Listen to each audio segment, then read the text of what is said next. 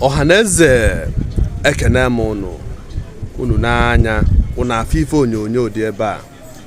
Ihe awụ ife onyonyo nwata nwaanyị a na-akpọ Christiana Olatunji, onye nke egburu na Lokoja n'ụbọchị one gara aga.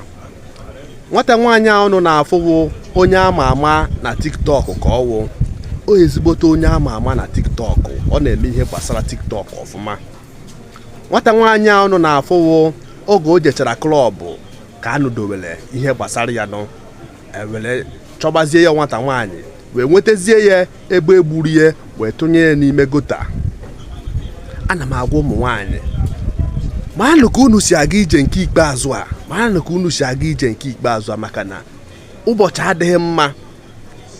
Ya bụ onye gburu nwata nwaanyị a amabeghị onye ọwụ, aka na-eme investigeshọn ka amala onye gburu ya nwata nwaanyị, mana amabeghị.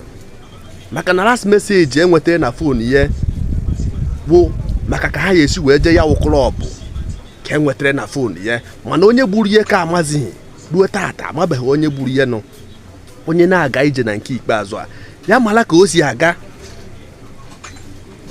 mara onye ị na-eso apụ nke ikpeazụ a, maka na ka ife si aga kịta ọ na-atụzikwa mmụọ wa si akpọ nnu egwu, maka na anya ndị mmadụ ji achụ ego nke ikpeazụ a ọ na-adụ egwu.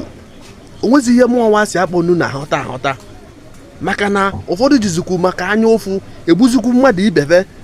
Ya bụ ife na-agụzi mmụọ wa si akpọ nnu ike. Ama m ebe ụwa a na-ejezi, ama m ebe ụwa a na-ejezi nke ikpeazụ a ka m na-agwa ụnụ.